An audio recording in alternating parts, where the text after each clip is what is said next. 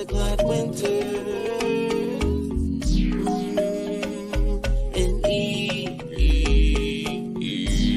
on their name, put some respect. Yeah. I think it's time for reality check. Yeah, reality check. Gotta get you back on cold. Reality check. For the young and the old. Reality check. Yeah, to heal your soul. Reality check. Get ready for the show.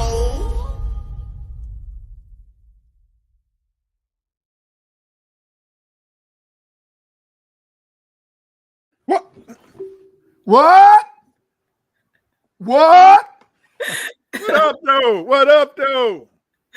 What's up, Dr. Winters? Hey, everybody in the chat. Welcome back. It's Reality Check. Don't y'all love that intro? I love it. I want to play it again, but no. No, you're going to have to hit play again and give us another view, and then you can hear it again. Okay, well, I'll play it again. Introducing the glad winter. And on their name, put some respect. Yeah. I think it's time for reality check. Yeah, reality check. Gotta get you back on cold. Reality check. For the young and the old. Reality check. Yeah, to heal your soul. Reality check. Get ready for the show.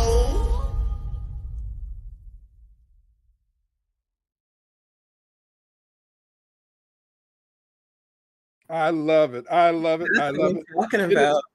It is fantastic. I love the music. Family, how you doing, Karen Benzin? Neon Beauty, Rugger Matter, Jalen Parsad. Hey, what up, though? See, I'm shouting. Everybody. I had to stop shouting, because this is a momentous day. What are you talking about? It's been warm for 3 or 4 days in Chicago, and we haven't had 7 inches of snow or 2 feet of snow. You just don't know up here. Up here, the snow is a trip. Snow is a trip. So for school, you guys don't get out you don't have snow days, right? Or at least it has to be like a blizzard for y'all to. It had to be about 45 or 50 below. I'm serious. Below zero? Yes. Wind chill. How you doing, Brad Murray? Yeah.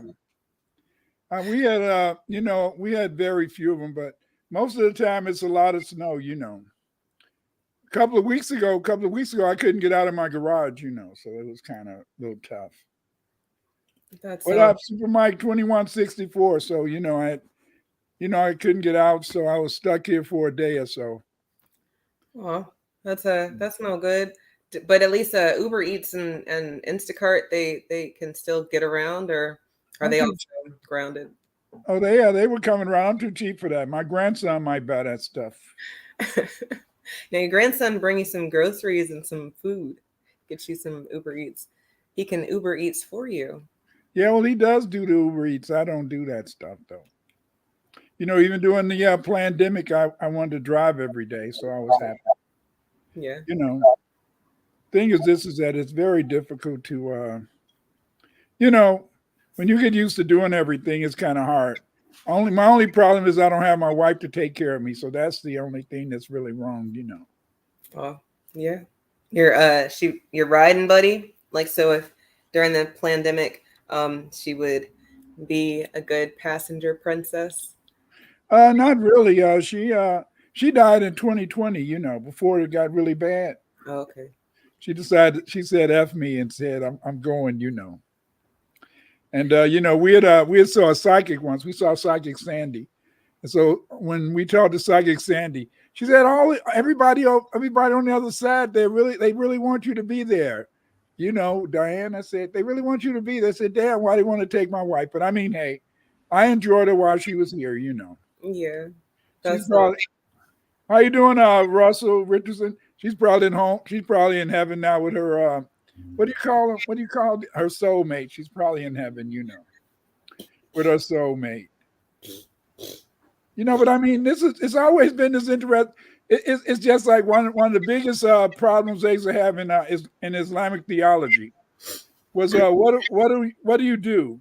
What whose wife who's your wife going to be on the other side if you had two wives? Oh, I mean, hey, and so then it's a real conversation. Yeah, no, that's how do you answer that? Is it the first one or the one you love the most? right, and what if when you died, then she married somebody else? So see, I believe in a sense is that I believe I had her here and I was very happy.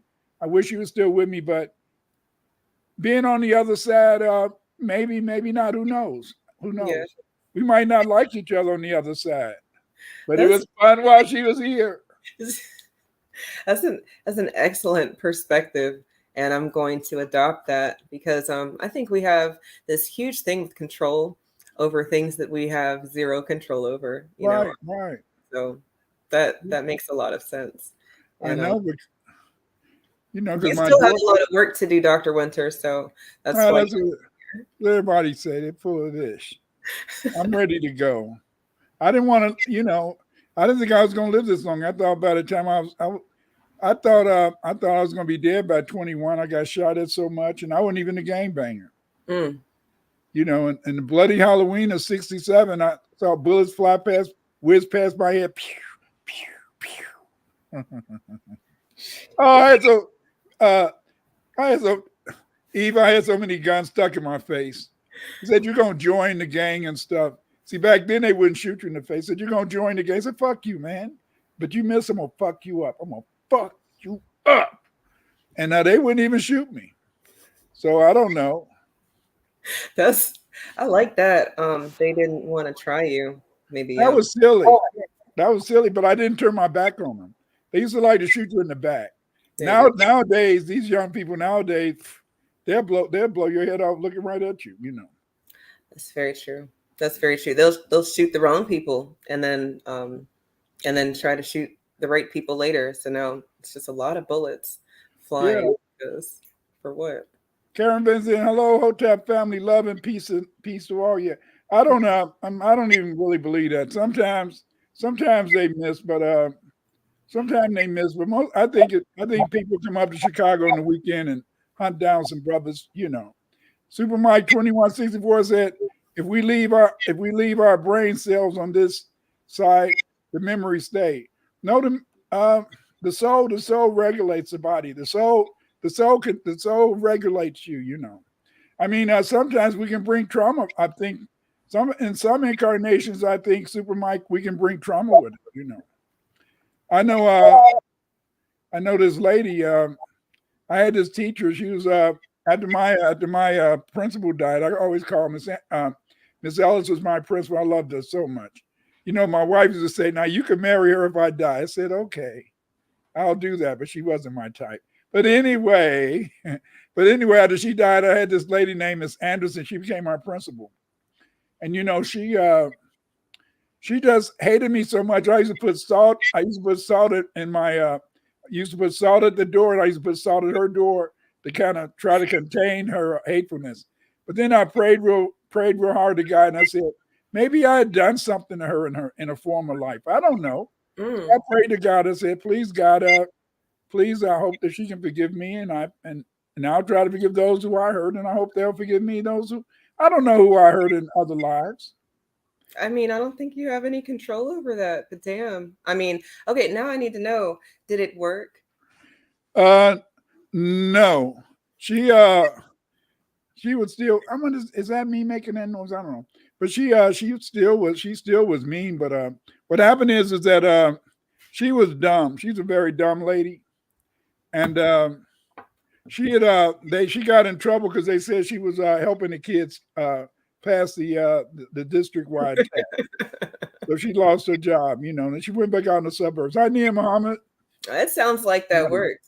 That sounds like that worked. I always push back when I hear people say about karma because they think it should be something that happens in real time. But I think that we don't understand time really. So what should be tomorrow for us could be something that happened in a year or it took 10 years to happen because we don't don't know all of the nuances behind how things are connected. But I think that the non-melanated people who have control over the resources and such, and how their numbers are in the red, I think that's pretty good karma for 500 plus years of heinous crimes against humanity. TW says, hello, Dr. Winters, an interesting topic on math tonight. I have an advanced degree in applied mathematics. I'm still learning. Well, you're in this company of your lady friend. She's a math giant and stuff. But I in terms of time, I know you may have heard me say I believe time is a circle, and you just jump in and out. You just jump in and out, and so I'm here now. I know my daughter. I know she's my mother once because she always tried to boss me. I said, I'm your dad now, so I'm the boss. So I said, you can't spank me. So we play our roles. Sylvia Brown, she used to say that we all live in hostels on the other side. It might be 1,000 people in the hostel. Yeah. Yeah, because you don't take up space. Right. Or we don't know how much space we take up, right? It's a lot of what people think, because you don't have a body anymore, because we see the body still here, but the animation, what is causing it to exist and survive and not look like what it looks like when, people are dead. So I get that people think we don't have or take up space, but how do you know? Oh, I know. How do you know, Dr. Winters? Okay, I'll tell you. Back in what was it, 2000? When was it? 19. My son was he was born in 79. He was about 10, so it had to be 89. And okay, in Chicago on the elevated train, sometimes these trains would, now listen to me. Back in the 90s, sometimes these trains would leave the garage and they would go down the tracks. You don't see it anymore? No. They would be on the track, and it would be gremlins on them, So one night, in a sense, one day I was my son, he had an appendix, and so he was at Children's Memorial Hospital. That was the best children's hospital in Chicago. My wife could go out there and she could spend the night with him, all that type of stuff. And so then we were coming back. It was him and my wife and me. And so we was, because he had to go and get an appointment. So we were coming back. And so we were on the L train, and this was the red line train. And at that time, the red line train would go down underground and then come up at what's called Roosevelt Road.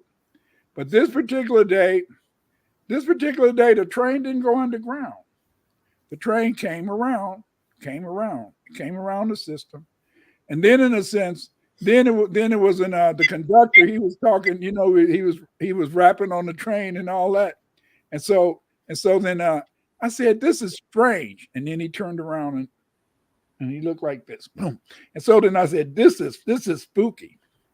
So then we kept going. And so then so when we got to I think it was Jackson. Jackson was the last stop between 22nd Street. And so after we left Jackson, there's no stops between Jackson and 22nd Street. But the train made 5 stops. No. And people got on the train. No. But there was no stops. So people got on the train. And so then so we kept riding and stuff. And so then when we got to 22nd Street, the train ran off the track. The front car ran off the track. And so then my wife said, everybody, you get over there, you stay here, you go there. That's what my wife said. And she said, we got to balance the train, because we were right behind the train, right behind the car that was hanging off the track. Oh. And so then And so then the front car was packed with people, packed. I repeat, it was packed. You couldn't even get through them. But then it was these the Spanish group that they used to try to protect the train. So one of them came through the door. And when he came through the door, I said, how can he come through the door? How can he get through all those people? He said, come on, you guys come to the other train. My wife said, sit down, don't move. Nobody, don't move. And so then the conductor came. How can he get through all those people? He said, come on, we want y'all to come over there and stuff. And so then finally I get out and I looked outside, you know. I looked through the door. So I said, how could they get through? And then I sat back down. Okay, 3 days later, I woke up crying. And then my wife said, what's wrong? I said, when I went to that door, I just remembered it was 20 people standing on a little 2-foot platform. 20 people. That's how I knew that. That's how I learned that they don't take up space. They don't take up space. That's an amazing story. And my wife, we used to see all type of crazy stuff, you know. Sometimes my kids would say, what happened? I said, I'm not going to even tell you. You wouldn't even believe it. They said, well, that's you and mom. Yeah. You know. But anyway, that was back in the day, crazy stuff. So that's how I learned it in the stuff that things don't take with space. But you know what? Let's get down to it. What about this math thing? You know, family out there, we only got one person, TW looked like she's down with the program, you know. TW might be able to teach me a thing or two about math with all of the advanced degrees. I think that math is a wonderful subject that people should stay close to. And I really wanted to talk about it because, right, we have the hoodie, the Math Ain't Mathin'. But that was more of a common sense perception, disassociation with things. And from there, TW is a man, Dr. Winters. So sorry about that, TW. But from the, I'm sorry. He said the Math Ain't Mathin' too. No, I'm just kidding. Right, when things didn't make sense, you know, they're not adding up. That's why the math ain't mathin' to me. And I think that it's a phrase that a lot of people have. But how did you get that? How did you develop that phrase? Really, what I just said. If things weren't adding up, then the math is wrong. I don't always speak the right way, so the math ain't mathin' just kind of seemed to be something that I would want to put on a shirt. Mm-hmm. But you know, but when you think about it, they say math is logical, mathematics is the way that we should think. But then you said that the math isn't adding up, you know. And the thing is that would seem impossible if math is the logical science and math is the only way that we can only see reality. How can it not add up? I know. And that's why I love math. As a student, because everything made sense. Even when you took something away, it made sense because there was a formula. There were steps to solve the problem. Whereas in English or literature or the other side of your brain courses, there were a lot of thinking involved. So I kind of understood people's disconnect between the two types of subjects. You know, you have people who like the numbers and then you have people who like the words, and they're not necessarily the same person sometimes. Mm-hmm. I find that now at my very big age, I like both. I like to think and stew and brainstorm, but I also very much need things to make sense. And when we put things plainly, algebra is just very advanced addition. And people try to use these really big words and terms to explain things that could be very simply put. So, you know, we got to make the math for some people. And then some people are very much afraid of the numbers because they've been burned by the numbers, or the words, they've been burned by the words. So they don't even want to attempt to understand these languages and how people use them. Yeah, well, I understand algebra because the girl in front of me liked me, and I used to copy off her paper. But I paid later. But that's interesting when you brought this whole idea of being burnt by math. How do you think? How can you be burnt by math though? I think that the biggest thing when we think about being burned by math is when you see numbers in a big way, like people. So for example, if you live around a lot of Black people, then you would think that the Black people have control over the resources or whatever, because it's all of us around. What I find is that just because what you see is out there doesn't necessarily mean that that's what's behind the scenes. And then in the business of people and how people are using things, and whether it's resources or merchandise or space in general, people start to do funny math. You've got New York where you have to pay for airspace. I would never live in a place where I had to pay for airspace but not have a yard or grass. I think that that's a very strange existence, but I know people do it. They've made that those variables make sense for their life. And, I can understand how people can do that, but some of this other stuff, we got to make it plain. And if we don't make it plain, then I guess we can't really say that we're trying to help, or at least I can't say that I'm trying to help. I would love to help people through their disconnect with the numbers and the words. Mm-hmm. I think that it's beautiful languages, both of them.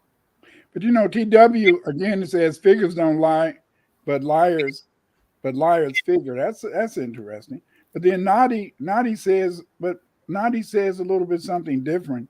Nadi says they do it on purpose, like naming things with Greek words.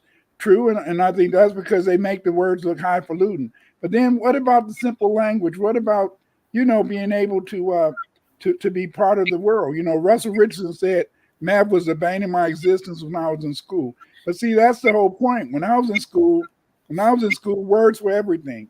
You wanted to learn the words because you wanted to talk to girls. To talk to girls, you had to make them dream. You had to make them see things that don't exist.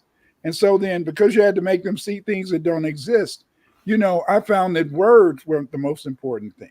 But then, but you're making me feel in a way that somehow, in a sense, I was wrong. That maybe I should have been able to do the math. No. I think what you're saying is beautiful. I think that's player. I don't know. Chat, you're gonna have to let me know, because I don't know if I can spot a player or not. But anyway, what you said about getting the girls, words are the way to go. You start droning on about numbers and she's gonna get very disinterested. And that's why you have a lot of have you seen the meme where it's a cartoon? It's a cartoon type of meme, and it's a girl and boy in high school, and he's kind of like a nerd and she's kind of, I guess, a popular girl. So whatever you would think that looks like. And he's interested in her. She's not interested in him. She's interested in the jock or the cool guy or whatever. And then flash forward 20 years, the nerd is somebody's CEO. She is not looking like she used to look in high school. They sure don't. And the jock or the cool guy is definitely also not looking like he used to look in high school, and or working for the original nerd guy that she kind of put off to the side for the jock. And wow. Jock is a numbers guy, but if you're competitive, you are a numbers guy. You got to know, your stats. You have to know your wins. You have to know the other scores of other teams and such. Well, I don't know. I was supposed to have been a jock, but it was the boys in the band that got all the girls, because they were cool. They had the rhythm. They knew how to wear the right clothes and wear the hats and stuff. The only thing that helped me was that I could dance, and because I could dance. Back in the day, if you could dance in girls, girls, in Chicago, we have a thing called bopping. And then bopping, you and the girl dance together, you throw her out, you spin around. And I think in a sense is that if you could dance, you could pick up girls better, because I guess you use this in a way. You had to use math because you had to count the steps. You had to know when to spin them. And because see, to me, dancing was very important because it made women feel that they look good. And see, because they look good because you danced well and you made them look good. So that was kind of important. But I don't know if I put in here family. Excuse me. I put in the I put this whole idea about hate math. I don't know if you really hate math, but I think you're kind of afraid of math because it's like I said, I passed algebra because of the girl in front of me, and so then I think that I always feel that if I would have been good at math, I would have probably right now I would be in right now I'd be in cutting up brains and stuff, because I would be a brain surgeon. But I always felt I couldn't go to medical school because I wasn't good at math. And now, but then when I had the, but then in a sense, see, I avoided math because back in the day, you could get a college degree and you didn't have to really take a math class. You could, because I was going to be a social studies teacher. And so because I was going to be a social studies teacher in a sense, I didn't really have to take any math. Like Maddie said, math was my worst subject in school. Me too.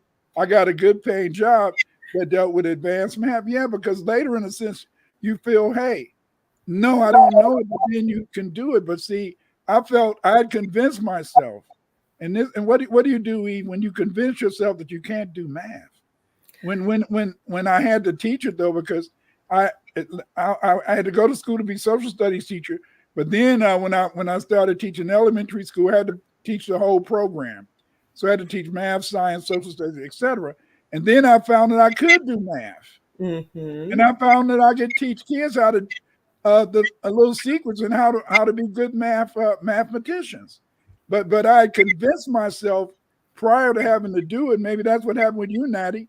That later in the sense you're able to do it because you convinced yourself. And I'm convinced a lot of times, Eve, that when you believe you can't do something, you can't do it. Absolutely. I know that. I try to use belief for something that I feel, and then know for something that I can prove. And then if people can agree or disagree or whatever, but I know that to be true. I've seen it in real time. Just the power of manifesting, or I don't know why the brain is able to heal itself or help us heal, but positive thoughts when you're not feeling well versus negative thoughts when you're not feeling well, you will feel better quicker when you're using your brain for good. So I can see that happening across the board with different things that we've told ourselves that we can't do. Well, the thing is this, that and I'm one of my books is brain-based teaching in special education, and so I study a lot of neuroscience and neurological basis of learning. And what you find in a sense is that because of the fact that you can create new synapses, unless you get dementia, when dementia begins to eat up your brain cells, you'll find in a sense is that the brain is very flexible. The brain is dynamic. You never stop learning, And this is but what happens is just like what Nia Muhammad said, math intimidates me. Yes, But then in a sense, even though it can intimidate us, if we have a reason to learn it, somehow we learn it. Like Natty said, I learned so quick for that money. I taught myself from Google, laughing out loud. You got that right. It's amazing. But most of the time, in a sense, we fail to be able to be good mathematicians because what we do is that we scare ourselves. We convince ourselves, like Super Mike said. A lot of Black kids were told they would never use math in real life. I mean, what do you think about that? Don't you think that could be a major factor? It is a major factor. This is absolutely where I wanted to go. Okay, check it. I've had real life students who have that same, who have had that same disconnect, and it has been the coolest experience to see them have a light bulb moment. And what do I mean by that? What I mean by that is Black kids who were told that they are less than, or that they have a very sordid past or history, or just that their life right now, maybe they live in the hood, or maybe they grew up like you, Dr. Winters, and they're dodging bullets all the time, but they made it to class. And I think that that's amazing because they're there, they're attentive. But so far, life is lifing really hard and they're still a child. So then you've got a teacher who doesn't give a damn. They're not like me or Dr. Winters. They're a teacher who likes to have off in summertime. They're a teacher who leaves as soon as the bell rings. They're a teacher who doesn't do parent-teacher conferences, or at least not the ones that make sense. And that's the person who's supposed to be leading these little children. Let's just say that this is just one class, 30 kids with this one teacher with this bad attitude. Let's just say that she is the math teacher. And so she's teaching whatever the lesson is, and the student who has all this life going on and has been told all of these bad things is sitting there trying to figure out what the fuck she's talking about, really, because I got life going on, and you doing a bunch of stuff on the, I'm not really there. And I've seen that student get passed from second grade to third grade to fourth grade up until when they get to me in middle school, and they have this disconnect because they don't know what's going on. They don't really care what's going on. And for what it's worth, nobody sat down and talked to them. And just talking to them has always made a world of difference. But letting them know some of these origin stories, like how Dr. Winters has a good jillion books that y'all don't have all of, because if you did, then he would be on somebody's island right now and not in Chicago dealing with those conditions. But no, really, these origin stories, Dr. Winters, they have been this light bulb for these students. I'm talking kids who have checked out. They don't care. They don't even put their name on the paper. And then you tell them, or you show them like a wall with some writing on it. And they say, who did that? And you show them a picture. I try not to even answer with words because I don't know all the words that you know, but I got some pictures, and so far they're not all whitewashed, and they start making these connections on their own. And that has been the coolest thing to watch, because again, these teachers have wrote these students off years ago, and they get to their class and they're like, oh yeah, no, I know that little Daquan's not going to do anything because I've been seeing him since second grade. And but then Daquan kind of shows out, and it's been that missing piece of information that kind of does wonders. It's so true. I remember the last school I taught at, it was Bennett Shed, and when I went there, because when I got hired, I was supposed to be teaching eighth grade Black history, so that's what they hired me for. But then when I got there, they said, well, you got to teach the eighth grade, self-contained class, everything. But the first day I got there, the thing that impressed me about the school is that the teachers didn't leave right away. And I said, damn, this must be the place for me, and we had a teacher there named Miss Wallace. She taught, she's still teaching, and and she was a great mathematician. She could just make the stuff so simple. I got a book. I got a book because my last 3 to 5 years in the public schools, I was teaching special education, and I got a math book of all the little secret stuff.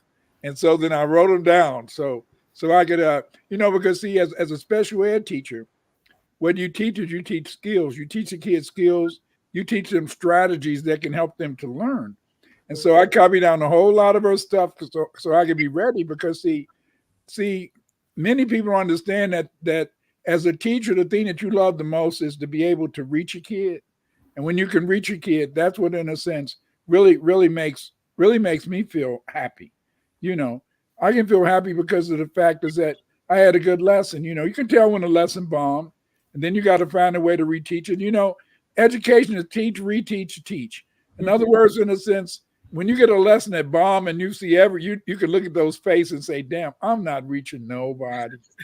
I'm not reaching. Has that ever happened to you?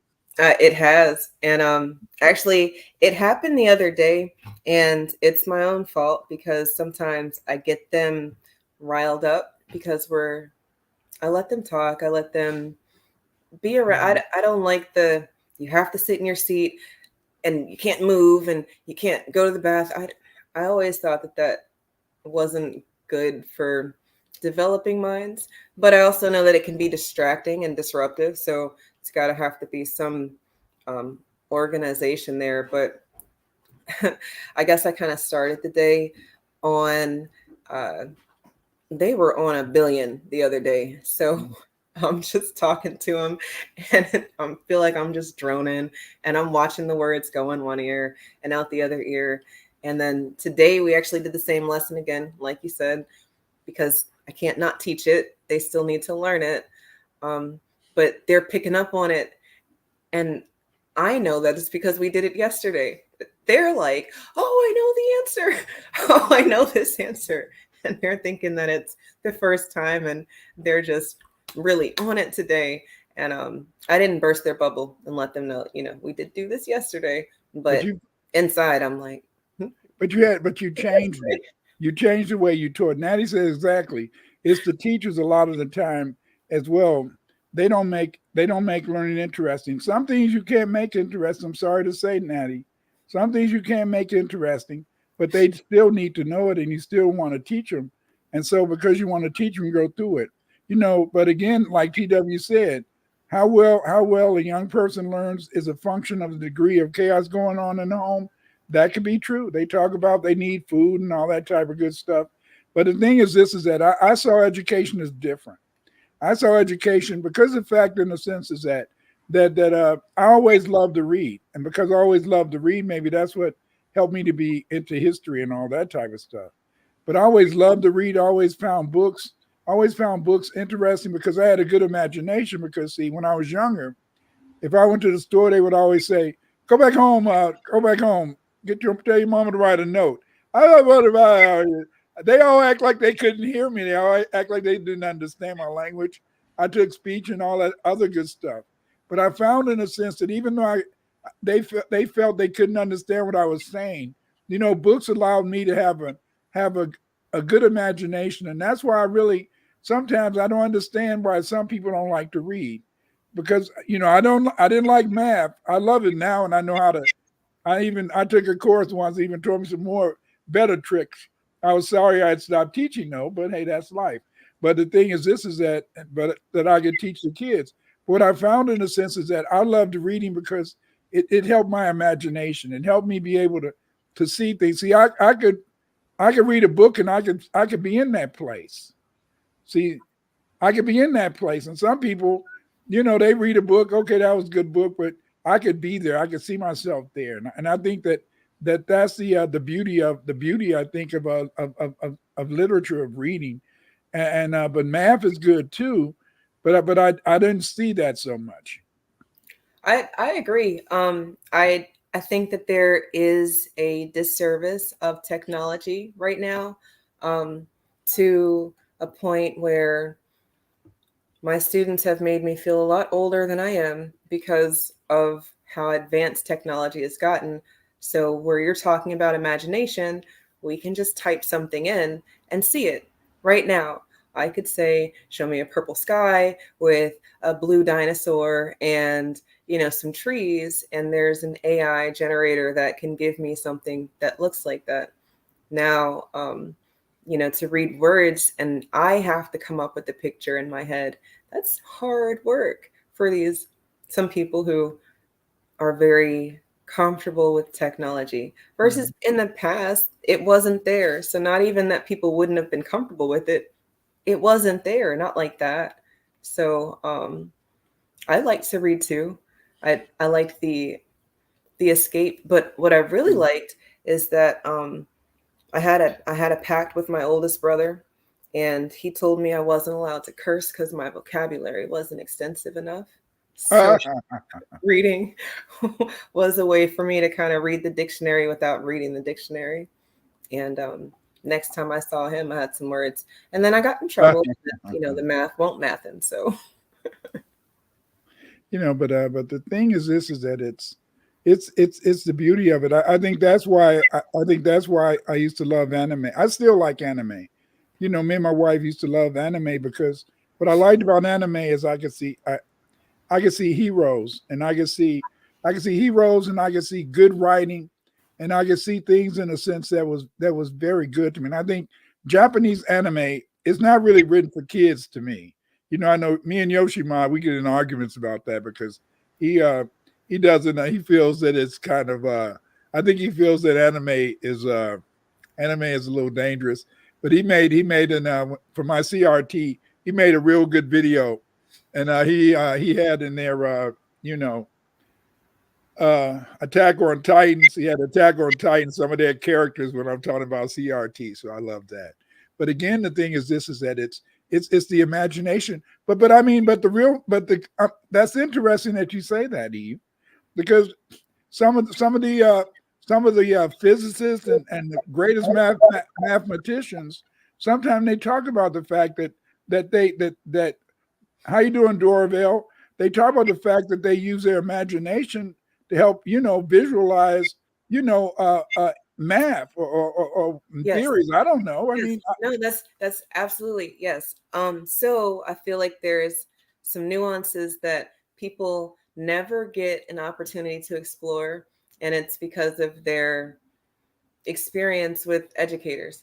So for example, a lot of artists that I know are people who know how to work angles and people who know how to mix components. So if you want a specific color of red, you can't just, it's, well, if it's red, it's just going to be red. But if you want like a specific hue or, saturation, you have to use equal parts of this or one part this or one part this. And now we're turning into scientists. So it's a lot of ways that people are already mathematicians and geniuses in their own field, but they never had a chance to look at it like that. The people who cook the best food are mathematicians. Again, I already said artists. Musicians are mathematicians because you have to be able to understand time. And going back to math being the bane of people's existence, I think that those people say that they draw stick figures. I've heard that's that a me. lot. No, see, stop that. A lot of people say that, oh, I can only draw a stick figure. And I say, That's me. that's a start, right? Because Yeah. with everything that we can do well, we would have to practice it so that we could stay on the top of it or stay skilled or like muscles, or once we know how to do something, it comes second nature. But if you don't practice it, you might know how to do it, but application might be a little lacking. So I would say the same thing goes for math, to the point where when you had to teach the self-contained eighth grade class, you're teaching all of the courses, not just math or history or language arts, but all of it. And I think that you have the teacher book now, and it's got all those tips and tools. And the students know that we have the answers because they think that we're very smart and we have all the answers in our head all the time. But I tell them all the time, no, I got to go to the answer key if I want to make this really quick. And they're like, you don't know the answer? And it's like, no, I could sit here and do it. And if you want us to do that, we can do that. But I know you don't really want us to do that because that's more work for y'all. But, sometimes I do it with them. And sometimes I've had to sit and be like, wait a minute, is that how you do that? And then check myself, is that how you do that? And then hopefully I'm not teaching them bad stuff. But I really think that that Common Core was a great thing because see Common Core made education more Socratic. And the Socratic method of teaching is that you want the kids to ask questions, you want them to kind of solve problems on their own and things like that. And I think that when we introduced Common Core, and I know down south a lot of the school districts down south didn't like it, but I thought that Common Core was really good. I liked it for social studies, I liked it for math, but I think that the interesting thing is that I think that if we could have more mentoring of math teachers, where they could have a great math teacher teach them some of those secrets. Because see, I was surprised sometimes that in Miss Wallace's class, that she had very good attendance, and she also had very good discipline. But she didn't have to really, in a sense, she didn't have to really get loud or things like that. But she was able to affect change among the students. And I think because of the fact that she knew those techniques and she could give them those little tricks that made it appear that anybody and everybody could learn math. And I think that's important, you know. Yeah, absolutely. I've seen teachers withhold stuff like that and or give it to students that they feel are ready for it. And I'm trying to figure out why you would keep it from the students who aren't ready for it. Because if it's a tip or something that's going to help them get to the next step faster, then shouldn't you give that to them and then see how it works? But I've seen a lot of teachers just completely stunt students' growth because they feel like they're not ready or they feel like it's not for them. And a lot of times it's just a bunch of lies because, we created language and we created a system of organizing things and marking periods of time. So, so this is what I've also experienced. Those same teachers, Dr. Winters, when you disrupt their understanding of life, i.e., you tell them about Lewis Latimer when their whole life they've learned about Thomas Edison. I've seen in real time people cry, educators cry because of how many students that they've affected with bad information. And that's just one piece of bad information, and it's just about a light bulb. But they start having but I mean, just issues. But see, they should have an issue. That's what white supremacy is all about. Because okay, when you think about the fact is that they had the internet existed. Internet was created so that if it was a nuclear war, they were going to be able, in a sense, to communicate, through this system. But it was a brother who wrote the first program, to make it possible for us to use a computer. He didn't get any money, It was a brother in a sense that made the first cell phone. He didn't make really any money, and I think because of the fact that usually Europeans are the ones making money, then therefore a lot of times then Europeans always feel that, hey, why bring up these black scholars or what these black people did? And see, it's like what TW said, minimizing black history in school is a way that the system maximizes black student disinterest in history, right? When you don't see yourself in history, then why should you even think about the history? You got to see yourself to be able to visualize yourself in that place. Now he says, I love to read. Reading old books help me understand things more. That's true. A lot of times, in a sense, I used to like them because they made me feel more invigorated. But Dorvell, man, you did the right thing. I'm late because I just got through watching some anime. Brother, I can't blame you. You can't say that he's okay being late because of anime. He could, but it's okay. It's okay. It's okay. I'm watching. I love my anime. Brad Murray, yes. Dr. Claude Anderson watches anime. That's dope. That's cool. Because see, the thing is, this is that my wife, she used to love it too. But she used to like to see the girly stuff, but I would still look at that with her since she wanted us to have at least an anime that we would watch together. But she said I would always want to get to the end too quick. But again, in a sense, it's things that you think about. This whole idea, because when you're thinking about math, you're thinking about how you can control. But see, I'm gonna tell you something that's very interesting. Is that back in the day, it was very popular to talk about black, left brain, white brain, all that type of mess. And they were saying that left brain was in a sense for the people who were like the math oriented, the people who have structured, and then the right brain was supposed to be for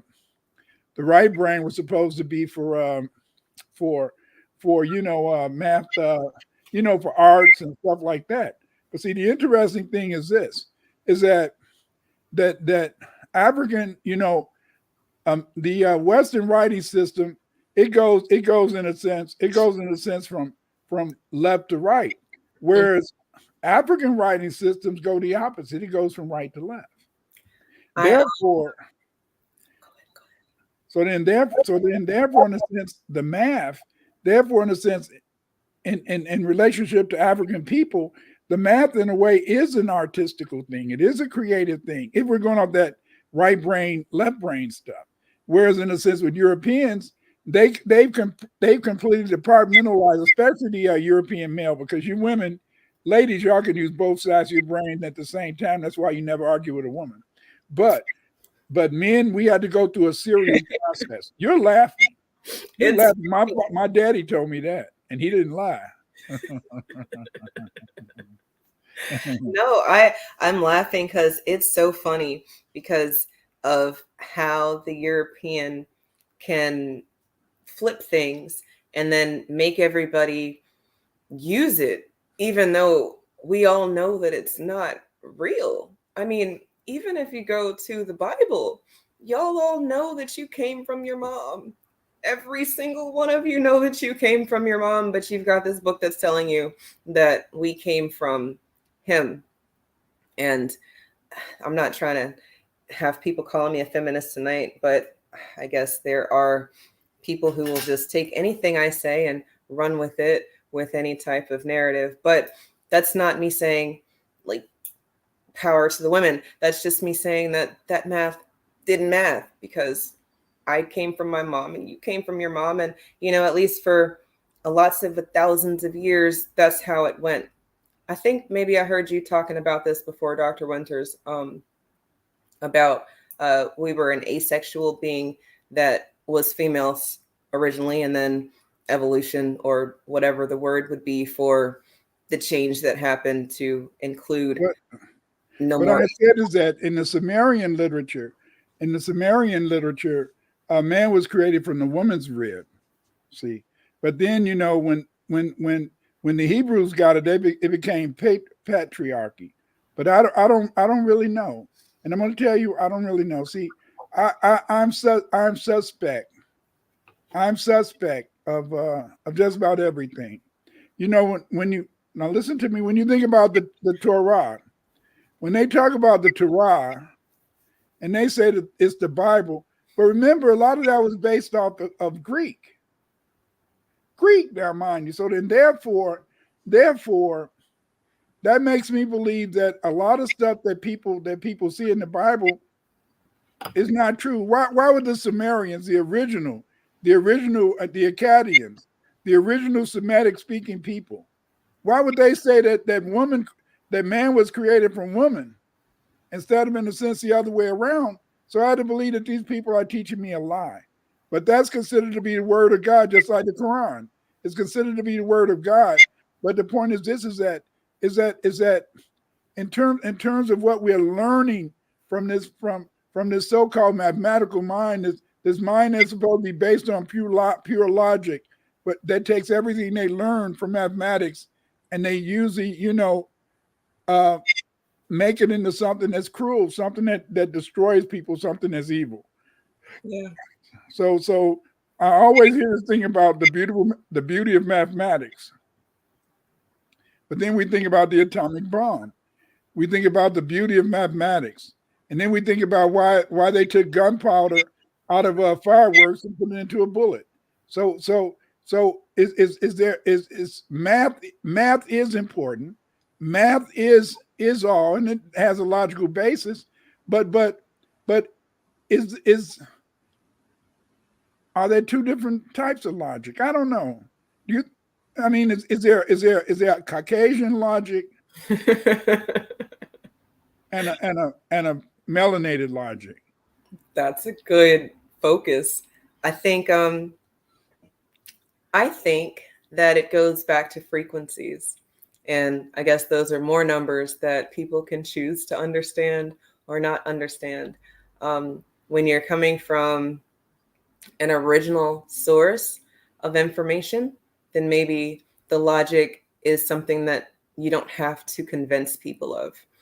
And when you're coming from information that has had a lot of filters, whether the filter is just, that game telephone where you start and you tell the person a message and then they tell the person a message. And then by the 20th person, the message is, happy birthday to Big Red, just some really crazy random stuff. A lot of times people are just not doing what they're supposed to do in that game, but sometimes the message does get lost lost in translation. So maybe they whispered it too softly. So now we're missing pieces of this original source of information. So it doesn't even have to be malicious as much as, it's just missing information.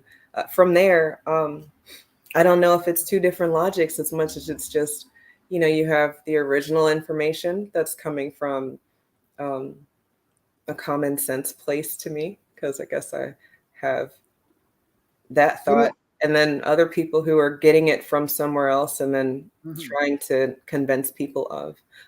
Now, you said something that's very interesting because Natty says Western society gets to take advantage and credit for our smartest minds.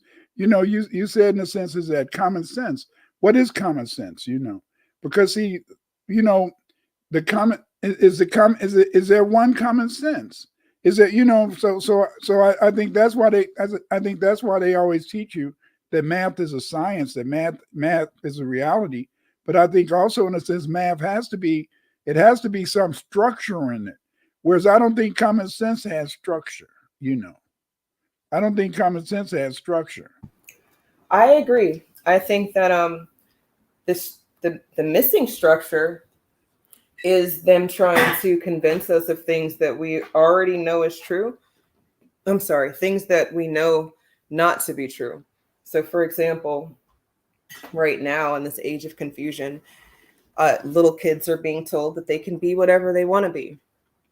Now you can't go out here and be a butterfly if you want to, and then you go on your roof and you try to fly away. You'll probably really hurt yourself. Yeah. But, people are really pushing people to these extremes because they want to make you accept something else later. And I find that those types of forceful, it's like forceful thoughts, they're kind of, I don't want to say they're raping our brains, but it kind of feels like that. It's not a thought that I had. And now that I have to think about this, if I think something that disagrees with how you've told me to think about it, well, now I'm the bad guy. So again, my logic is sound, but I have these people telling me that I don't make sense. And then they're pushing it. So, so the math don't add up. The math ain't mathin'. You stop it. You're converting me. Family, help me. This woman is converting me. Stop it. Stop it. Stop it. But when you put it like that, it's so important. For example, Russell Richards said, "Don't argue with women. Period. Words are their weapons of choice." It's not that words are their weapon. It's not just that words are their weapon of choice. It's just that a man who loves his woman will not say certain words to her. We know if we say words that are very hateful and harmful, then we know that we're not going to sleep that night. You see, women control the bedroom, and I'm not talking about having sex. I'm talking about if your woman is mad at you, you're not going to sleep that night because they're not going to let you sleep because they're going to keep arguing at you. So you learn not to say hateful words, whereas our women say very hateful words to us. But we would never say the same words to them because we know that they're not going to forget it. But I think that this is very important when we get on this whole idea in terms of male female. Natty says, "Yep, the woman came first.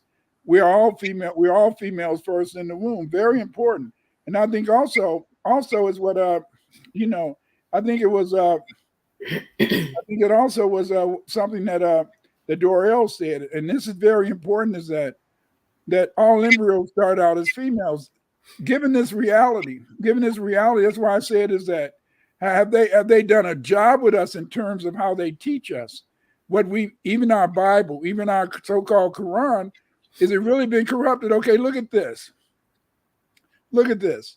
Whereas in African societies, the woman was recognized as as a leader, and we had the pseudo man leader. What do I mean by that is that women make a man feel that he's the leader, even though he may not be leading it. But you're laughing, Eve. You're laughing, but it's the truth. And so then his mamas who send their kids out to fight in wars, and the last thing most men on the battlefield say before they die is, "Mama." Oh. This is deep. This is deep, mama. Because the fact in the sense is that we have this connection. But then when you think about this thing in terms of words, math, and things adding up, is that we've been taught this whole idea. When you look at white Muslims like in Pakistan and the Afghanis, got to keep that woman down. You look at the white man, the Caucasians in Europe, got to keep that woman down. White Arabs, white Persians, white Afghanis, white folks, period. Any super light-skinned person always feel they got to keep their women down. But we never felt we should keep our women down until we got over here, because we're trying to be logical and we're trying to make the math add up. The European says that if you run your woman, things will work out. Whereas we find over here that when you try to run your women, you usually fuck up. You see? And it begins with your mama. Your mama say, "Boy, don't go out there and do that." And then you be trying to run away from your mama, ever telling you don't do anything. Because whatever your mama say, a lot of times you go out there and that karma hits you. Oh, damn, oh. See? And so then the same thing comes with your woman. That's why you don't always ask your woman everything. That's why you don't always, because if she tell you something and you don't do it, you're gonna be in trouble. So a lot of times you just go ahead and ug it up. And then later in the sense, you know what answer she would have got. Like me, I reached a point in my life being logical and trying to make the math add up. I started understanding that if I had to ask my wife about something, then I felt I shouldn't do it. Wait, pause. Are we talking man tunnel vision? Because anything, nothing. Anything. If I felt I had to ask my wife something, that meant in a sense that I must not supposed to do it. So then I said, I'm not going to do it. Yes. Because I saw my wife as this is it. You got to remember, Eve, that if your woman loves you, and definitely if she respects you, love is a state of being. I'm not going to say mind anymore, state of being. But if your woman loves you, then she wants you to have everything that you want. So you can't help but see if the mother goddess wants you to have something, you're going to get it. You may not get it to the fullest degree, but she's going to make it pop. And that's why the white man don't want you to be married to a black woman. See, a white woman, they're okay, but a lot of times, in a sense, they might not have that sensitivity, and they're going to wait for you to make it happen.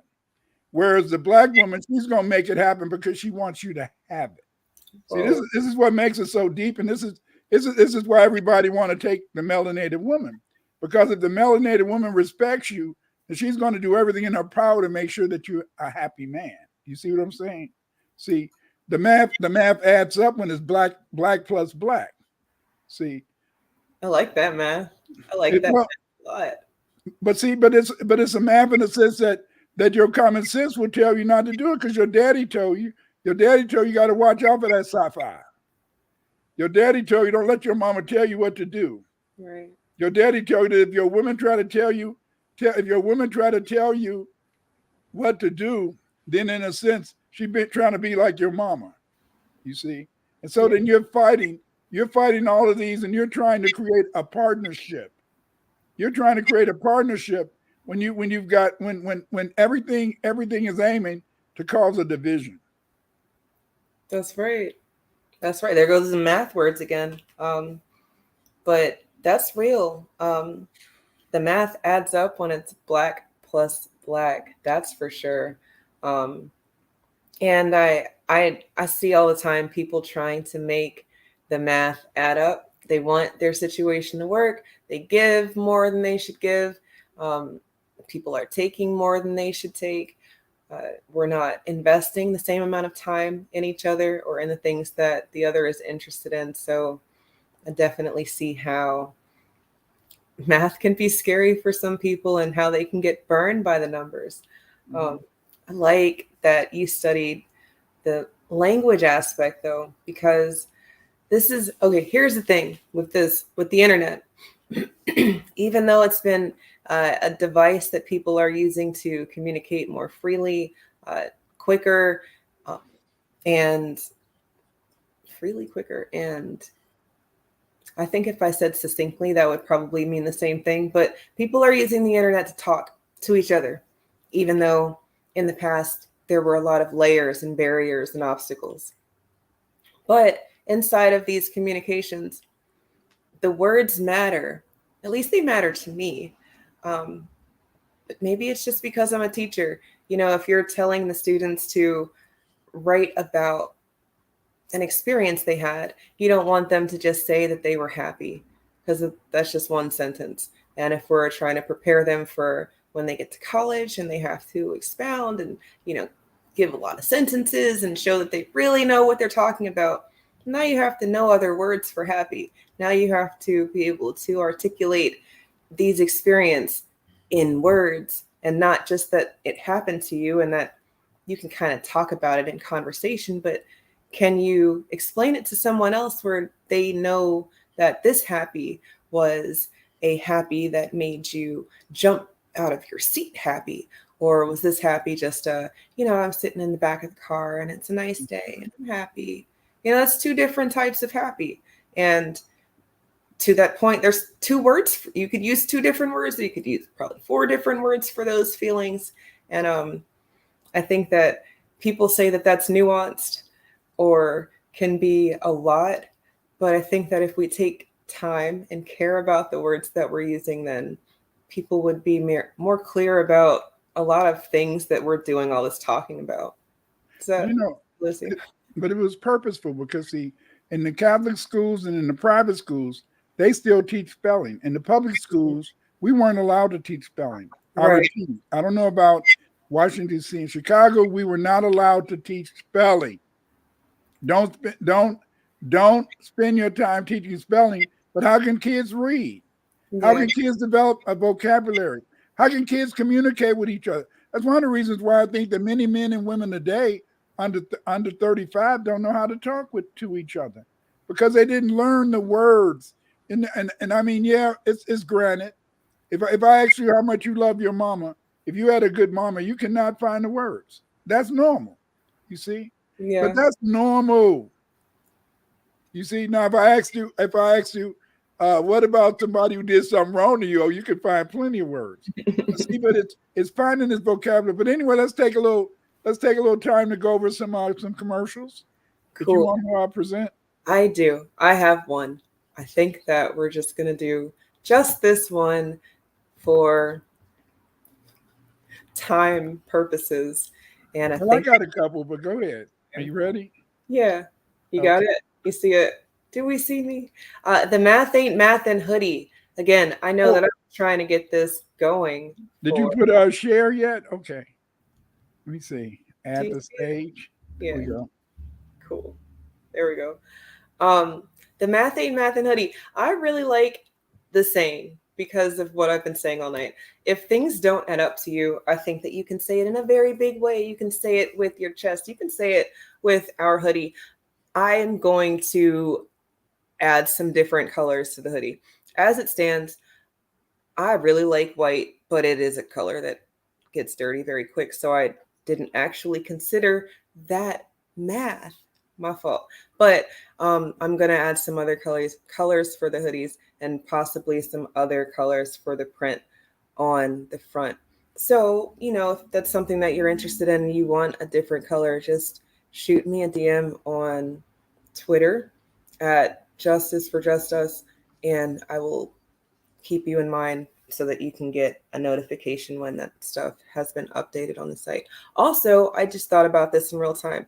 If you are interested in this hoodie and you've been listening to Reality Check since we've come on, shoot me a DM and say that you've been a long-time listener of Reality Check with how many episodes we have, and you will get a very special discount on this specific item. So that's just my thing for you guys. If you wanted to do that, you don't have to, but that's just from me to you. Hey, that's cool. I got a couple of commercials. I'm gonna try to make them quick. Hey, I've just written a new book, History and Culture of the Black Aboriginals of America. Yes, yes, I've written a new book. This book is called History and Culture of Afro Americans. It's about the Aboriginal Americans. It's about the first people who inhabited America. Many people don't know about our great culture, this super culture that we created, but I discussed this book. In 489 pages, you'll find out so much information, great information, about, in a sense, what the Aboriginal foundational Black Americans did. You're going to see, in a sense, that Black people contributed much here. When the first Europeans got here, that's what they found. Yes, they found Black Aboriginals inhabiting the Americas. It was the Black Aboriginals that built this country. This is why you had to get my book. Get my book, History and Culture of the Aboriginal Blacks of the Americas. In this book, you will find out the truth. You will know what we created. You will know who we are. Get this book. Buy it now.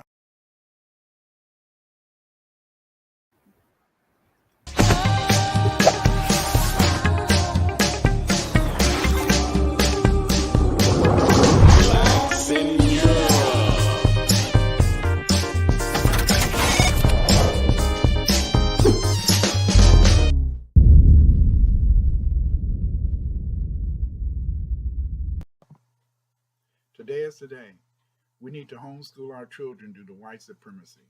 In many states, education departments are passing laws to deny our children from learning the history of foundational Black Americans. Today, you can learn how to organize and teach your children in a homeschool. In my book, A Guide to Homeschool Foundational Black Americans. You can use my book, History of Blacks in America from Prehistory to 1877, to teach our children their history here in the United States. You can use my book to teach world history. And this book I've written is called The World History of the Black World. This will teach your children about every Black civilization in the world. Get this book. The time is now. Get these books to teach your children about their greatness, to prevent them from losing confidence in their own ability to learn and be successful future adults in employment and education.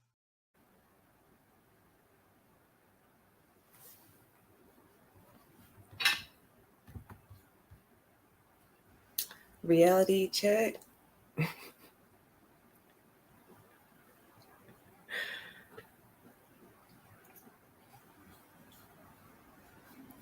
Dr. Winters, you are muted, and also I am not on the screen anymore. You're not? That's okay. I was over here jamming because I have reality check stuck in my head, and maybe that'll be a song one day, like a whole song. Yoshi, where you at? No, I'm just kidding. There you are. But Yeah. I can't. Are you muted? No. Oh, no. Yeah. Well, again, in a sense, is that I hope you guys will buy buy one of those books and stuff. But the thing is, this is that it's very what's happened in a sense is that we have to understand that because of the fact that our mind, our brains are structured different, and so then I used to when I was young, I used to spend a lot of time doing research on African writing systems, and that's when I began to see how we interpret things a lot differently from Europeans when it's in a natural state. You see, that's one of the reasons why you'll find when you're teaching that we're more effective when we're teaching our children. We're more effective when we're teaching our children from a perspective, in a sense, that allows them to feel touch. Come around them, stay on your feet. When kids are doing seat work, and you're trying to teach them math, if you're teaching Black children math, you can't just in a sense sit down and teach them.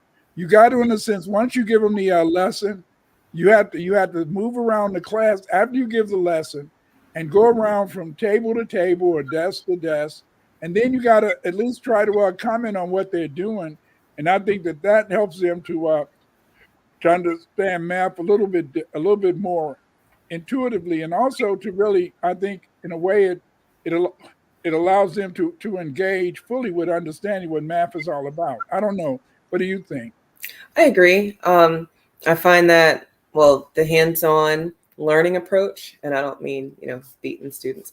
What I mean is what you were talking about, just kind of having an active presence around them versus being in the front of the classroom and kind of droning on.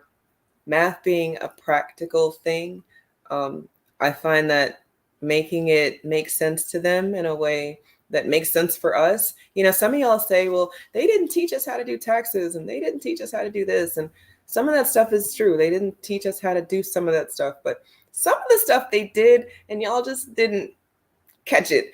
But I will give you the out of, you were a student who just checked out because you knew that either the math won't math and your teacher sucked, or, it's just you had other interests. Maybe you just really didn't like the numbers and you wanted to do something else. But I would say that, math is probably connected with all of the subjects. But like you said, they didn't allow you guys to teach spelling. They don't allow you to teach cursive. I No. think or believe that cursive is a skill that helps the children make connections in their brain. How they're connecting the letters together on the paper is some sort of, has to be, at least to me, a repetitive function that the brain does when we're doing other things and needing to make these connections. But what makes it silly to me is that I was at the bank, and I was asking, I said that I had to write my signature when I got my bank account. What do these young people do? And then they said, well, just let them write whatever they can scribble down or whatever, I mean, it's almost like, the education system has allowed us to almost go back to the old days, where people just put an X. That's exactly what it is. I've seen that happen. And I thought that was so strange because as a child, I practiced my signature. I really wanted it to be cool. Like, I was so excited that I was going to be able to sign something. And, they don't tell you that the check part, the signing part, you're signing, you are paying people at that point when you're signing. Yeah. I mean, you probably sign the back of the check too, but that front of the check signature is not what you think it is, people. I bet you a lot of kids are forgetting that. I bet a lot of kids don't even know how to sign the back of the check because now everything is handled electronically. Right. Yeah. You can just take a picture of it. I had the biggest problem teaching in public school because of all the things that we've talked about so far, just what they allowed to be taught and didn't allow to be taught, because that wasn't my experience in school. So I'm coming from a whole other environment of how the teachers treat the students, and not that they treated my Black ass any better per se, but it was more like they couldn't help it because I'm in the environment. So they would actually have to go out of their way to be more racist and inappropriate than they already were, just generally. So, to have students who didn't know certain things, they don't teach phonics. I think that phonics is an amazing apparatus of learning how to decode words, but that I before E except after C, that kills them every time, Dr. Winters.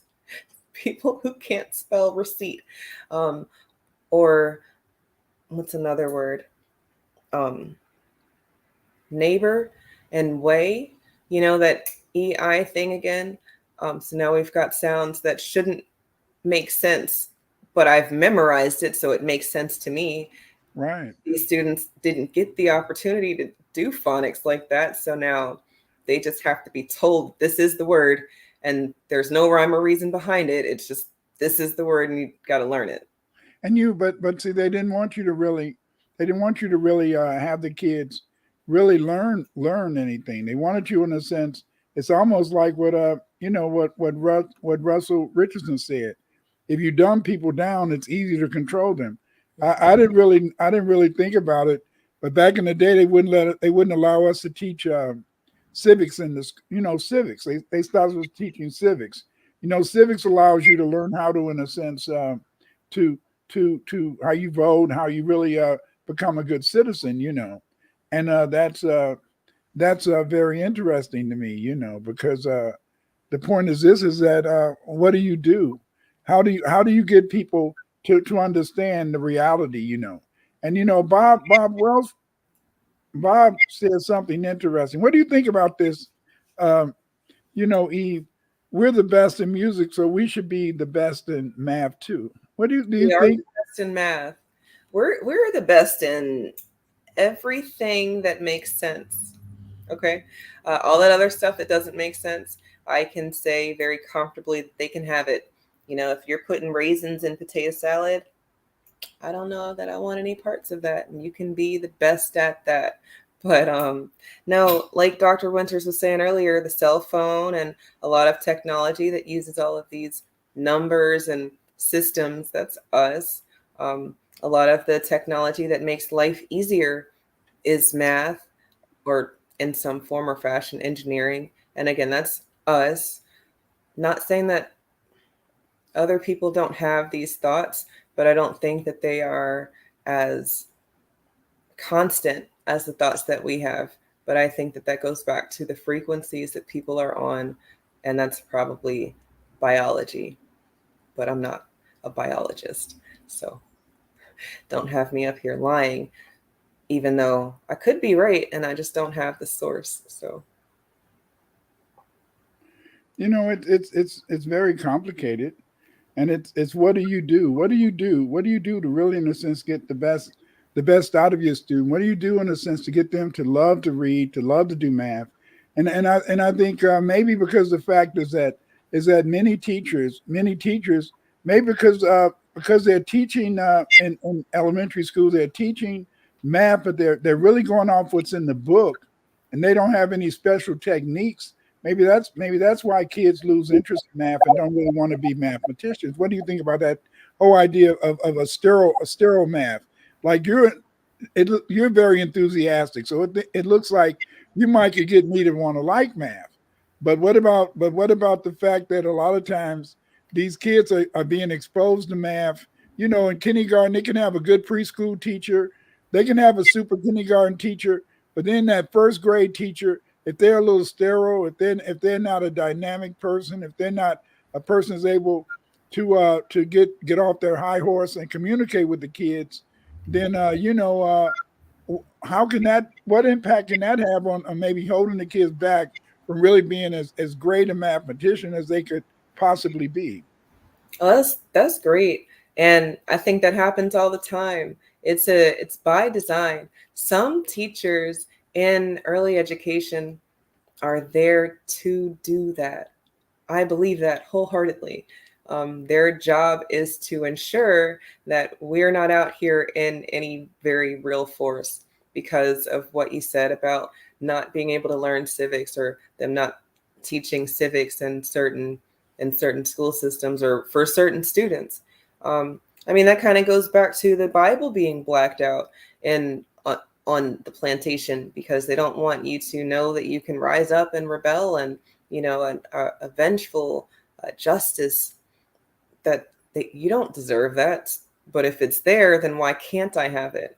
If you're teaching me that, if I do my civic duty, that I can have things that make sense for me, or that matter to me, or that I'm equal, well, I can't teach that to you anymore, because now you're going to start to expect things. Well, you can't expect things because I don't want to give you anything. Well, if I don't teach it to you, then you can't expect it. So it's kind of, what is it? Is it benign neglect? It's benign neglect, but it's a self-fulfilling prophecy too, because you're teaching. Remember, most of the time people go off words, and words are very important.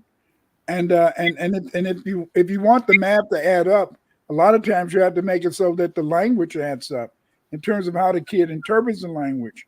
And I believe in a sense is that as I've said before, when I was teaching at university, it was easy for me really to teach because when I went to school, a professor would mark your paper up, and I mean, damn, they'd be putting all type of marks on it, because they knew rhetoric and stuff. But when a lot of the students that I was teaching, because I was teaching the graduate school program, I was teaching the people who want to get their master's degrees, and so many of them really didn't have the ability to write, the ability to really produce good writing. And because I think of the fact is that in the 80s they started telling students that you should spell words the way they sound, and a lot of times if you don't know phonemic awareness, you won't get the sound right because as we talked last week, we get the name of the letter mixed up with the sound of the letter, Right. and that can be an impediment to learning how to read. Absolutely. Absolutely. I have a respect for people who speak more than one language to a point where I always find it funny that people talk down on people who have strong accents or people who don't get it, because if they're already having to make these different connections in their brain and translate in real time so that they can speak their native language and or speak the language that you're speaking all at the same time, that's kind of impressive. And then people will kind of put it down because they haven't mastered this language. And I don't know if I want everybody mastering this language. I think this language is dangerous because of all the different ways that you can say something. And then from there, how powerful our brains are, like we talked about earlier, is people out here spelling things and creating things, and they don't even know what they're saying or how it's affecting the people around them because they're using the wrong word or they're being lazy with what the word actually means, or they don't care and they just reckless. But that letter thing, me and my dude talked about that after the program because of how we've taught our children how to read. And the school that they go to, they learn meta nature, so they learn both different ways, left to right and right to left. I'm ambidextrous, so I try to always encourage them to write with both hands. Not that they're going to write with both hands, but just to get the feel of it. You should never, the first time you write with your left hand should not be because your right hand is broken, you guys. Let me just tell you that right now. You should know what that feels like. And then, you won't be really messed up if maybe your wrist is hurting one day because you've been at the computer all day. But we're conditioned to use our right hand. Like by society, by school, society, yeah. School, because the thing is this, that if you, it's just like, they try to do everything they can to make you not to be able to use your left hand. It's just like when a kid's sucking their thumb, let's put some pepper on it. Let's put something on it to get it disturbed. But then I think also it's what do you expect in teaching? You mentioned Egyptian. Dorvell said Catholics teach Latin and etymology. Yes, that's very important because see, the thing is this is that you're teaching kids by you teaching etymology, they're learning why words in a sense, have meaning, why you use a certain word, what is the history of that word. Natty says, my math teacher never left their desk, right? And you can't, to me, you cannot teach math. You cannot teach math if you don't get up and walk around, especially with Black children. You're not going to have any impact on them if you just sit down at the desk. TW said, I love word problems in math. Well, see, that's because TW, you're a thinker. You like to think. Most of us, in a sense, don't like word problems because word problems, they demand you have to carry out certain steps that are kind of hard on us. Russell Richards said, if you dumb people down, it's easy to control them. That's true, and that's what it's all about. But we should try to move away from that, And it's so hard. It is so hard. It's so hard for us to understand is that we grow. We grow through how we learn. We grow through how how we understand what life is giving us, and it's very interesting. I remember in a sense, like TW said, when the bank jacks up our interest rate because of our skin color, that means the math ain't mathing. That's You're right. absolutely right. But I heard something the other day that I was surprised at. Women make better business people, but even though women make better business people, they said that women pay more for their houses than men, and in a sense, they sell their houses cheaper than men. I don't understand that, because with women being better in business, how can you get away with that? I don't know. I don't understand that. Eve, what do you think it is? I was told the same thing, not the first part. The second part is absolutely true. We spend way more, and then the negotiation skills seem to go out the door when it comes time for us to sell something. Um, to the stereotype where the woman goes to the auto repair, so she doesn't know jack about cars, and this mechanic is about to sell her $300 worth of air for her compressor or something that just doesn't make sense. She doesn't know, so she spends it, and then she goes home, and her dude or her man is fussing with her about why she spent so much money when all she was really there for is something very basic, an oil change. You never can go get an oil change by a woman and actually go get an oil change, because now you've bought $500 worth of air for your tires that are brand new because you didn't know. And that never happened to me. And I am exaggerating. I hope that's never happened to you. But to that point, I think that what they mean is women are the coupon shoppers. We are the sale finders. We can really focus on being frugal, but that's not all women, and some women don't give a shit about that stuff, so they try to blanket statement a really good aspect on all of us, when I think the opposite is more true. We're emotional creatures. We spend emotionally, and some women have been they'll destroy something, something very valuable, because of their emotion. So whereas the man would have sold it and got some money for it, she's breaking windows and scratching up paint and just causing all sorts of havoc. So Yeah, kind of. How you doing, Brad Murray? And let's talk too. What up, Q? But the thing is this: is that I believe men are. I believe men. I don't believe women are more emotional than men. I think that's bullish. And the reason I say that is that just like they say men don't gossip, they gossip. The only problem is most of the time we've been taught well, I was taught by my father, and I was taught that when you're around men, you're not supposed to talk too much. Men don't talk too much. Really, pops? Yeah. Daddy, we really shouldn't talk too much. No. And so then we got all these different themes, that are supposed to make us understand stuff. Super Mike, how you doing? He said, Dr. Winters, did you meet Margaret Collins while teaching? No, I never met Margaret Collins, but Margaret Collins, made me decide, in a sense, for a while to really think about homeschooling my children, because I felt, in a sense, is that you had to try to teach them, you had to try to teach them, in a sense, how to really learn things, And so and my oldest son, when he was a baby, I used to teach him Swahili, and then my other kids, I taught them Arabic. I taught them how to write Arabic, how to speak Arabic, and all that type of stuff. But the thing is, this is that they probably forgot it now, unless they're just saying their prayers. But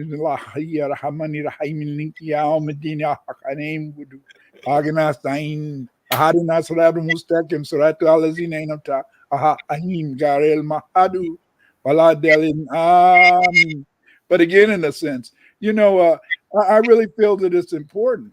I feel it's important, in a sense, that kids learn a language, and I really believe that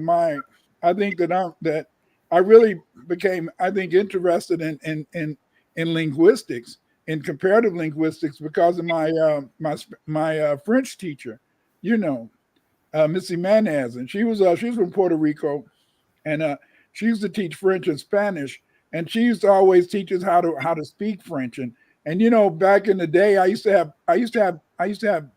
could speak French really beautifully. You know, now it doesn't sound so good because my head is full of a whole lot of other languages. But back in the day, I could really speak it really good. I remember when I went to university that I could speak French better than people getting a master's degree. But I took French for 4 years, and my average grade was a red D. You know, I got that blue D at the end of the semester, baby, so I could get credit. But it was usually a red D.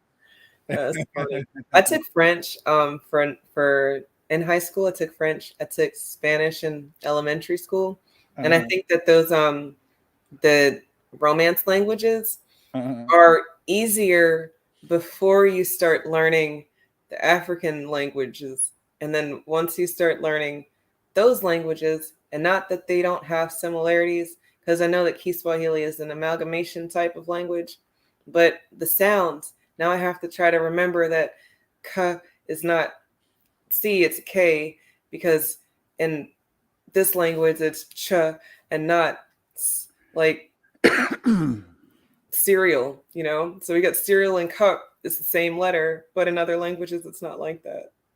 But you know, it's not just that, it's just that it's easy to learn Swahili because Swahili is the natural language, whereas most of the other language like Maninka, will off a little bit, but Maninka, Bantu, a lot of them are tone languages. What I mean by that is that you know the same word can have 5 or 6 different meanings. Listen to me. The same word can have 5 or 6 different meanings, and it's how you pronounce the word.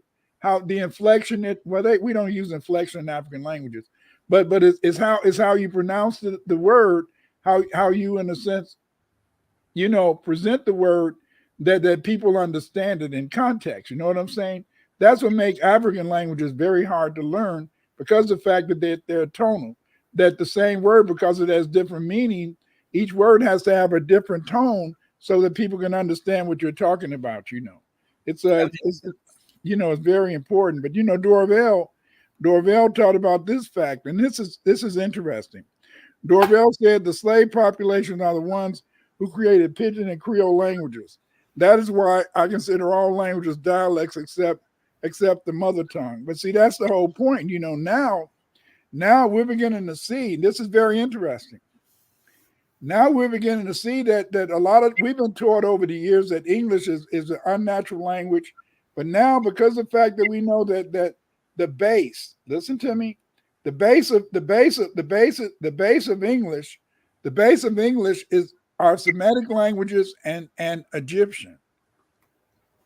I repeat, many of the base words in English, in the English language, in the Romance languages, are either Egyptian or Semitic in origin. And see, we didn't understand that until now because the fact that the original British, the original Irish were Phoenicians who spoke a Semitic language, or they were ancient Egyptians in Scotland and Ireland. Therefore, that's one of the reasons why we've been such masters of the English language. When you think about people who speak the English language, you don't think about white people. They don't have any great white people who can really speak the English language. When we think about masters of the English language, we think about Martin Luther King, Malcolm X, definitely James Earl Jones. I mean, hey, most people only know him, you know, playing Darth Vader. But I mean, when you hear his prose, when you hear him really pronounce English language, it is so beautiful, you know. And then the brother in Deep Space Nine, beautiful English. And so then, and so when you really look at English, you know, and then look at the rappers, how the rappers in a sense are able to be so poetic, are able to rhyme the words without even thinking about it.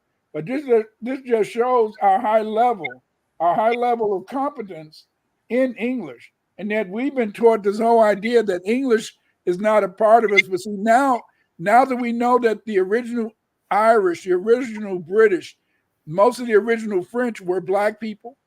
You see, the Picts, the Celts, you see, and then when you add on the fact that the Moors, many of the Moors, in a sense, the Vikings, all those people were also black. You have a different understanding of the English language, and you begin, in a sense, to see that a lot of what we've been taught needs to be refined. How you doing, Tone Spy? And see, this is the whole point. And I brought up the Bible earlier. And the reason I brought up the Bible earlier is that I do not believe, given the Akkadian, which is the earliest evidence of the Semitic language, and the Sumerian languages. See, I do not believe that it was written by black people. And I do not believe it was written by black people, because why do the Sumerians and the Akkadians say, in a sense, that man was created from a woman? Why is everything in the Bible so patriarchal, and the Quran so patriarchal, if it really came from black people? You know what I'm saying? The Quran is not so bad, because most people ignore the Quran. Most white Muslims, they ignore what's in the Quran anyway, because it doesn't say put the woman down. It doesn't say keep the woman down and stuff. But see, anything that white people touch, they mess it up. So to me, the Torah, that so-called Torah, I think it's based upon the Greek Bible, and it's all bullshit. That's what I believe. And you people out there get mad at me all you wish, and I'll go along with whatever you say. But what I'm saying is that why is it different from the Akkadian and the Sumerian? I go even further. I saw this thing talking about, that the Huxtas were the original Hebrews. No, they weren't the original Hebrews. The original name of the Cushites was Huxa. But see, when we allow white people to tell us everything, we allow white people to teach us, and we accept whatever they tell us without really checking the truth. And see, that's why we don't even know this, TW. We don't even know this. People don't know, in the sense that the Moors were advanced in applied mathematics. For example, Alhambra in Granada, Spain, is a study in geometry. What about the fact, in the sense, look at the castles that the Moors built. Look, the Moors was living in 3- and 5-story buildings. Right. 3- and 5-story buildings. And see, right, all this thing about the Renaissance and all that type of stuff, I'm talking too much. I'm sorry, Eve. So just cut in and just say, shut up, old man, because I'm the grandfather of research. Yoshi Mod, you should be ashamed of yourself. I'm not the grandfather. But anyway, it is so much. And so if you want to make the math really become realistic, you have to, in a sense, move away from all of this stuff that the white man has taught us. Everything he taught us is corrupted. Anything that says put the sister down, keep the black woman in her place, is bullshit. I just hate to tell you that. You guys don't get mad at me, but the point is this: is that the math don't add up. The math ain't mathing. The math ain't mathing. What they say in the so-called Bible that's supposed to have been written by black people, it ain't what the Sumerians and the Akkadians said. So somewhere along the line, somebody did some illegal math. They made 1 + 1 3. They did, though, right? You got the Father, the Son, the Holy Spirit. That's supposed to be 1 and 3 at the same time, but no woman. There's no Mary. Mary is just an innocent bystander who happens to be, the portal from which the 1 and 3 can come. But I don't want to mess with anybody's belief system tonight, because I try not to go into beliefs. I like to talk about what I know and then caveat things that I feel. You said something. The the section of social studies that I'm in with my students, we were talking about Kush and Kemet, and you said Kush used to be called what? Hawks. So this is like before 3000 BCE. So we're No, in. that's when it was called. That's when Namur or Menes was the first Cushite. He lived in Lower Egypt, and they called themselves the Hyksos. And so then we've been taught that the Hyksos were Hebrew. No, they weren't Hebrews. The Hyksos were, in a sense, Cushites. That's why you find Hyksos written by Namur or Menes. See, the whole point is that they teach meta and all that type of stuff, but everything, they don't do any original research. You see, people say I'm always over talking you, so please continue, Eve. No, y'all are gonna stop saying stuff like that. I am here to learn, like you guys are here to learn, but I can appreciate that sometimes I have a thought that Dr. Winters might not have had, and we can grow together. But on this topic, I find that I was one of those students. I sat in the back of the classroom, Dr. Winters, and not that I didn't know the work, but I did not like to be called on the spot. And from there, I just kind of wanted to get the work done and then move on to the next thing. And now, as an educator, I'm always talking about something. And I just find it so funny that I used to be in the back of the classroom wanting not to have any of the eyes on me for any of the accountability moments that happen when you can't spell the word, but you're up at the board, or you don't really remember long division, even though you have to teach these students how to do 20 divided by 5, and not just that you know it, but how did you get there? But as you said earlier, if you're an educator or a person who is trying to teach us, you have to be mobile. I think you have to reach out and touch somebody, and you can't just be a static source of information. Some people will pick up that way, but we all don't learn the same. And we give that caveat and out to children because we know that sometimes they can hear it better and sometimes they need to write it down to remember. But in our very big ages, y'all forget your grocery list, and then you're at Food Line trying to figure out how not to spend all the money because you need food, but you had a list when you left the house. And that's not necessarily a you're forgetful person, but that might be how you retain information the best. You had to write it down, and then that helps you commit it to memory. But as it stands, once we've removed the interest in learning, we get to these very big ages, and then however we feel is what it is. And if that's the case, then there is no room for growth. So then we're having conversations and relations with people on these spaces and on these apps, and you're having arguments with them about why they don't understand what you're talking about, or why don't you understand what they're talking about, because we're both talking English. They say. Are we talking the same English or what? We use the same dictionary? No, we didn't, because the specific ocean does not exist anywhere on the planet. But specifically, the Pacific Ocean is, off the coast of California. And people don't like when I say stuff like that, but I don't know how to show them that what they said doesn't make sense until you show them that this word goes for this and this word goes for this. And sometimes they don't like to slow walk some of that stuff. Dorvell said the white guy that played Hannibal in Silence of the Lambs is good at English. Yes, but he's talking British English. He's not talking American vernacular English. American vernacular English is a little bit different from English when you found it over there. For example, if you were to listen to someone from Ireland or someone from Scotland, you'll see a different pronunciation.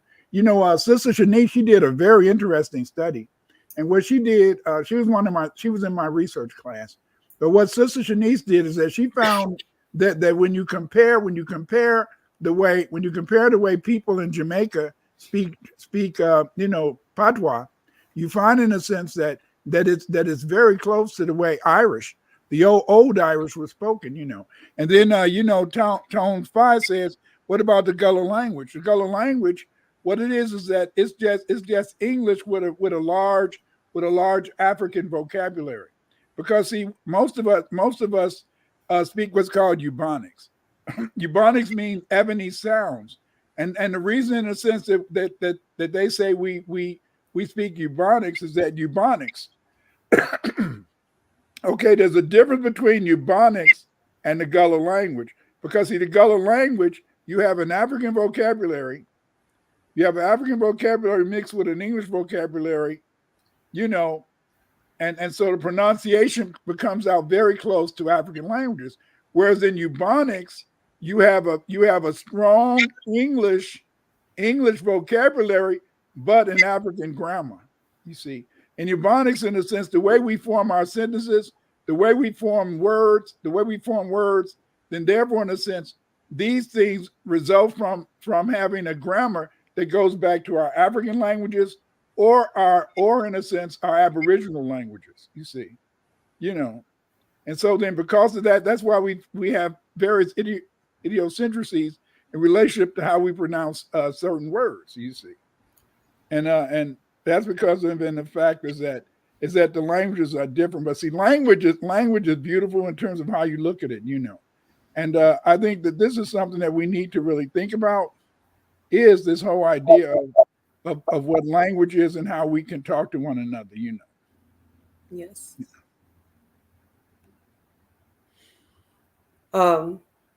Did you see the question in the chat from TW? Go ahead. It says a question for you, Dr. Winters. Why are some of the modern day Egyptians so violently against the ancient Egyptians being Black? And then it says pyramids equals spirituality plus math.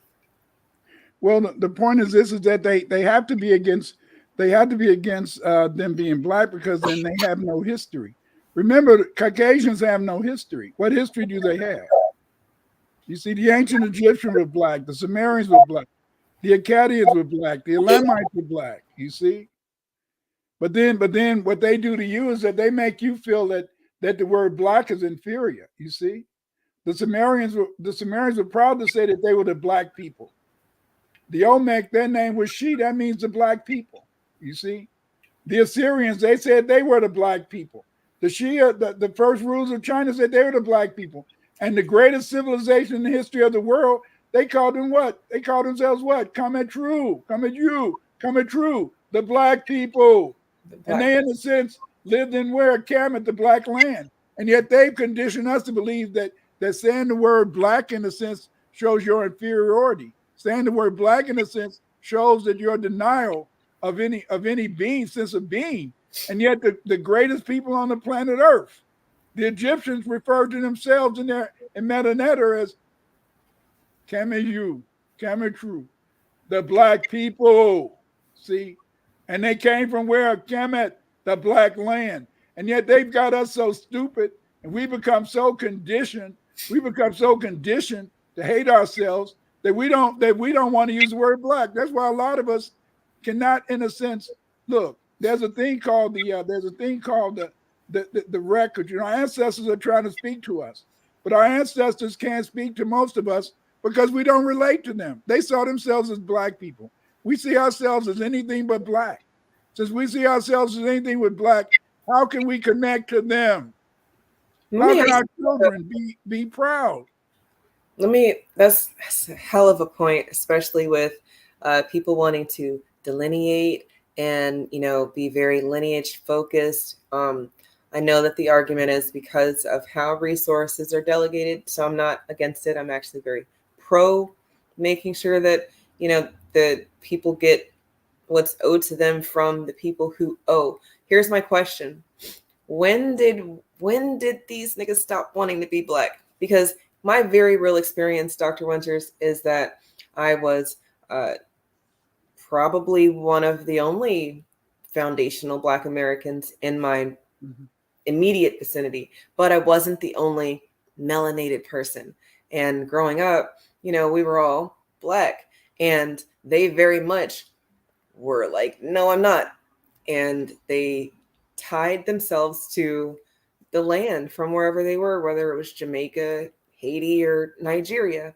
And I wonder, since all of those, and maybe I'm wrong, but I don't think that those names mean black, like how Kemet means black, and how you just said that the Olmecs refer to themselves as black. And those are all ancient languages. The Assyrians, the Akkadians, the Sumerians, the Elamites, they all refer to themselves as black. So so is it just the European invader aspect that removed people from wanting to be black?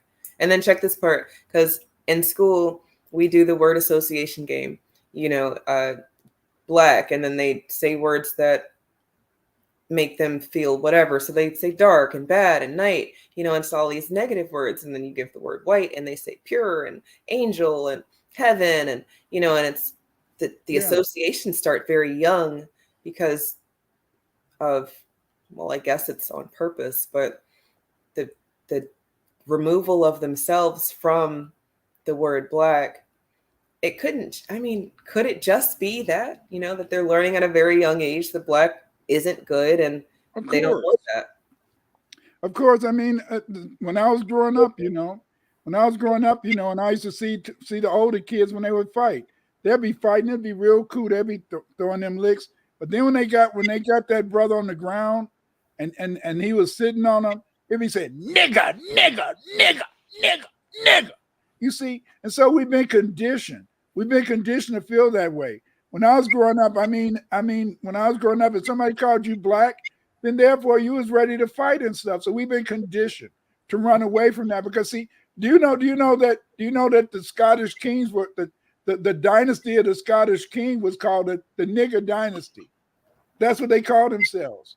But they flipped the script and said that nigger was a derogatory term. So you had to understand is that the European, remember, when the Moors invaded Europe in 711 AD, they ran Europe from 711 AD to 1492. That's right.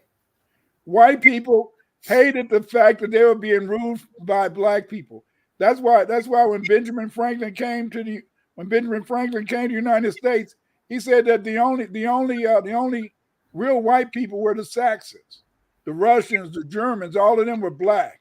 See, and so then therefore, in the sense is that, but we've been conditioned to just see, in a sense, Caucasians in Britain today, Caucasians in France today, Caucasians in Russia.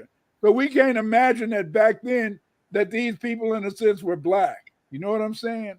Yeah. And so we've been conditioned. It's the images that people put in your mind. See, images are very important because images tell you who and what you are. Dorvell, you're absolutely correct. When you read the translations of the Winnie inscription,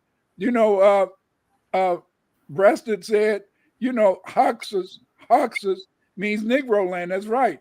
But then when you go back and you find that many of the documents left by Narmer, when Narmer ruled the Levant, he has on there Hoxus. You see, Hoxus.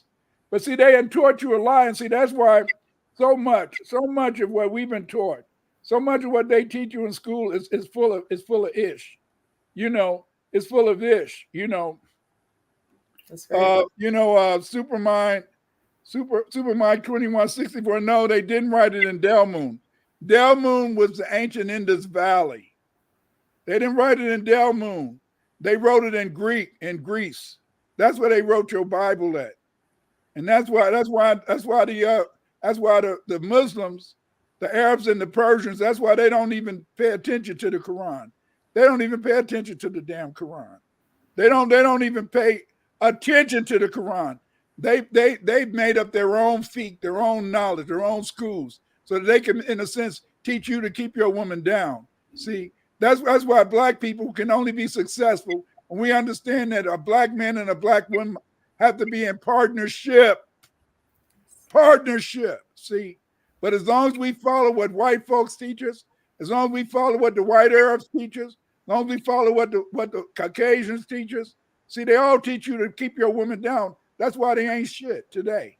That's why America going down. That's why the Arabs ain't got shit today. That's why the Arabs being ran by the Caucasian. Because they don't understand that you gotta be full, and to be whole, it has to be a man and a woman, because that's what life is all about. But if you're gonna keep one part of your whole society down, Afghanistan, the girls can't even go to school. Shooting girls if they go to damn school. What the hell is this? See? But look how over here, by black and white people, by black men and women being successful, look at how we grew. Look how the first astronauts that went into space. They didn't want to go into space based on no damn computer. They wanted to base it on what that sister did.